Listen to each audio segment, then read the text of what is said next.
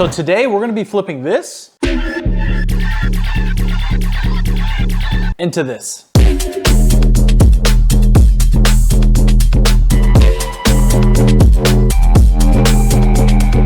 Yo, what's up guys? I am Steven Cymatics and today we're going to be making a Skrillex UK bass house style track. Skrillex is easily one of the most influential producers in EDM in the last decade. He's done just about every genre you can think of, from dubstep to D&B to even hip hop. He's really a pioneer of sonic experimentation and fusing genres together. And bass house's melting pot of sounds is almost so hard to define now because it's gotten so broad and there's so many different types of bass house out there. But to put it simply, it's some house music with some big bass lines. So today we're going to be making a bass house track, and you can actually follow along by downloading the Phoenix Rebirth beta pack, and this is going to have pretty much every sound I'm using in this video, so you can actually follow along step by step and remake this track yourself. All right, let's get right into it. So I actually made this song on the airplane. I was just flipping through the different melodies.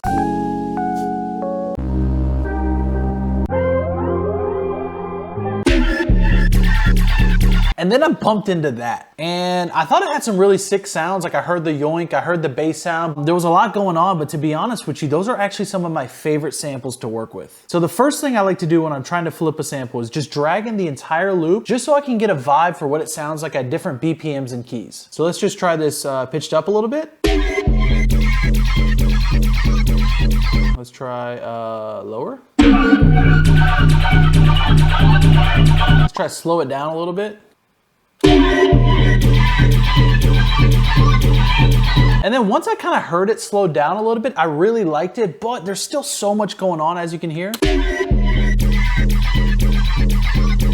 And you know, there was kind of like that screechy sound, and I was like, the thing I was in love with was the bass, like that big whomp and the big yoink. Once I found the pitch I wanted and I slowed it down, the next step was I actually wanted to move into the stem phase. So one of the most valuable parts about Cymatics samples is that you can actually take it and you can find all the stems to a certain sample. So as you can see here, let me stretch them so they all line up. So now I still have the same melody, but it's all stemmed out.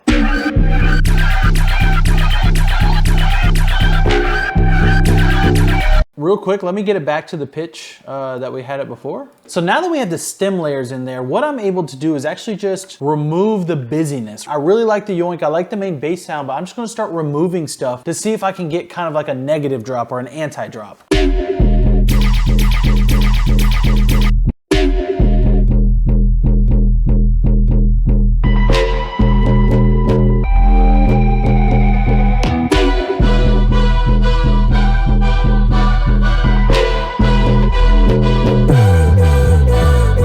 There, right? Because like when I had this sound in, it was just so busy. And it's cool if I wanted to take the song in that direction, but I really didn't. I wanted to like make this bass part shine. So here's actually what I ended up with for the main drop melody.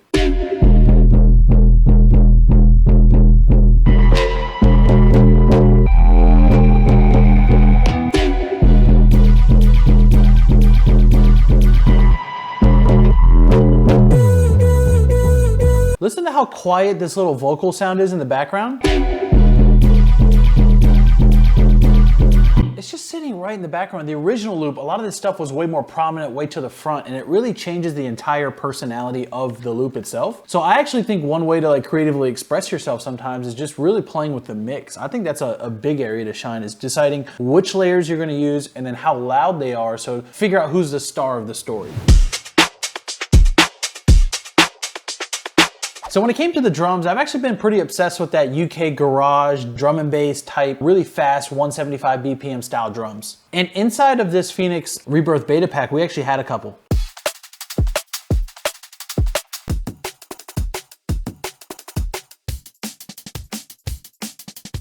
And then I found that one, okay?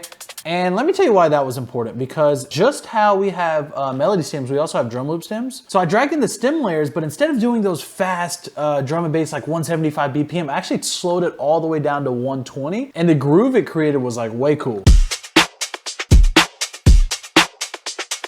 So there's some little extra kick variations there. One thing I did to just fix the kick, I actually just deleted this part of the loop and repeated this part. I'm actually a big fan of that. If I find a little pocket of something I like, I'll just grab that little pocket and repeat it. So this right here was like the foundation of our drums.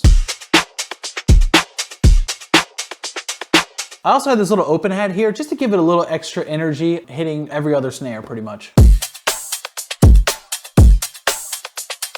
And I added in a different snare. This one kind of had a little tonality to it, and I know Skrillex likes to use those kind of snares, so I was just inspired to grab it and throw it in there. That was pretty much it for the drums. They were really simple, but they were doing like, it was just some kind of groove and energy about it I fucking loved. And let me play it real quick with the drop, because this, when I was starting to play with these drums, this is the part that got me inspired to actually finish the track.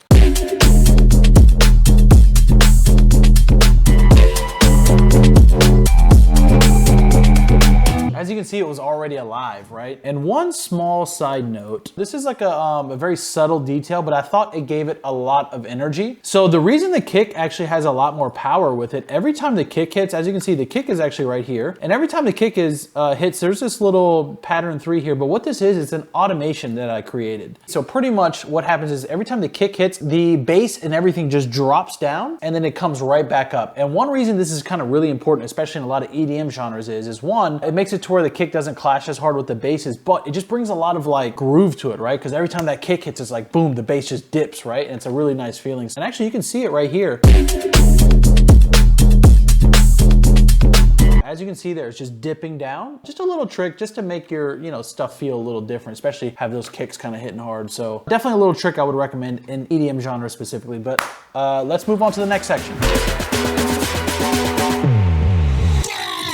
So now that you find a cool idea, it's really important to just try to present that idea as best you can. Like when I found this little drop, I was like, oh, that's the fucking money. And what I wanted to do was not keep looking for new ideas. I needed to find out how I could present this idea as best as possible. All right, so the build-up, I wanted to kind of tease the listeners in on the drop. So the first thing I actually started with was actually the main bass sound, but I pitched it up an octave. And then after I pitched it up an octave, I also EQ'd the highs and the lows out a little bit, and I threw a bunch of reverb on it, and here's how it sounded.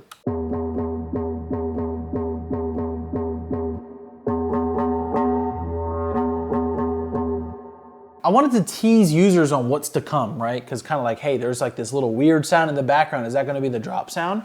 And kind of give that energy. Next, I decided to leave that big yoink in. I thought it was kind of like a hype sound, so it sounded good in the build-up as well. I left a couple of the other melodic elements in as well, like the pluck sound here. And I actually decided to let some of those sounds I cut from the drop from the original loop that I thought it was too busy. I actually let those things kind of just hit here. And here's how a few of those other elements sounded.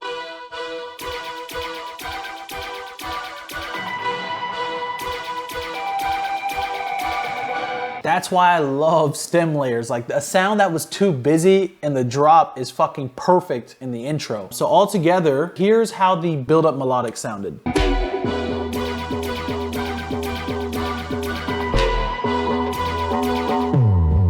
Cool, so now let's get into the drums that actually, the build-up drums that helped out a lot. One of the things I like to do is I don't like to sit there and draw up my kicks and snares and do the build-up thing that takes fucking forever. I'm actually a big fan of just finding build-up drum loops. And from our Odyssey pack, I actually found this set of build-up drums here. And it naturally has the build-up built in.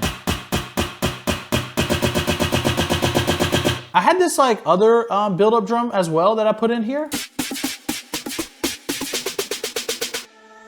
It even had some nice reverse reverb built into it. And then I also found this riser effect that sounded nice.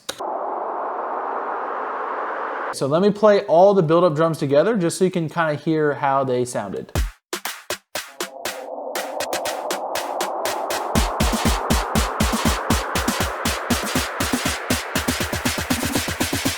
Yeah, a lot of energy there. Okay, but if you're gonna make some cool drops and stuff, you kind of need that sauce right before the drop. A couple cool things is, one, right after that part and before the drop actually hits, you always want to grab reverse cymbals, different like reverse sounds, just to sweep right in, give a lot of energy right before the drop. So I added in both of these reverse cymbals and I layered them. Real simple trick, but it works really good. It even works really well transitioning hip hop beats and all kinds of stuff. And then I was diving in some old Cymatics packs and I found this reggae style processed vocal, and it kind of reminded me of Skrillex because he's doing a lot of like, he does crazy vocals and all kinds of things. And here's what it sounded like. So the buildup happens, he says whatever the fuck he said. I don't know what he's saying, but it's kind of epic. And then those cymbals come in and then the drop happens. So let me just show you how much energy all this stuff has when you play it all together.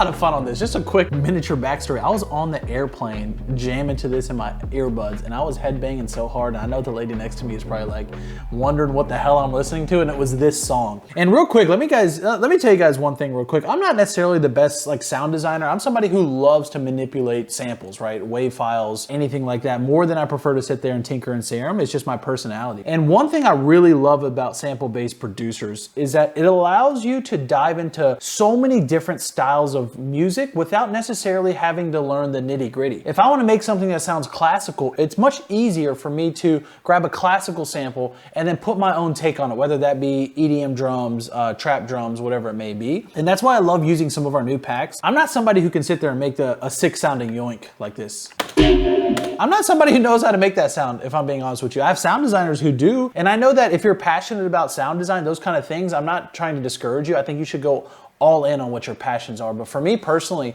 I am loving sample-based production because it allows me to dip into completely different areas and put my own take on it. And that's why I had a lot of fun flipping this sample. Honestly, I think it comes from remix culture. Like back in the day when I was first like building myself as an artist in like a music project, I loved remixing other songs. So I was always playing around with layers and messing around. And it's not only that, is that producers have been doing this shit for fucking years. If you look at Kanye, if you look at some of Flume's early songs, if you look at just a lot of different music out there, people have been sampling for fucking 3 decades now. And I think it's cool now that you have access to stuff like this and it's royalty free, right? So if you want to release this track, you can do it. So hopefully you got some value out of this to see how I flipped this sample. I really had a lot of fun doing it. It's honestly probably one of my favorite songs I've made in a while. So on November 17th, we're actually dropping only 1,000 licenses for Phoenix. And one of the benefits is that just how there's this one melody loop, there's actually over 330 in the main pack. And that goes across a lot of different genres, everything from trap to vintage to experimental stuff to EDM to electronic sounds. There's so many different types of melodies. And for you guys as a producer, this is a really valuable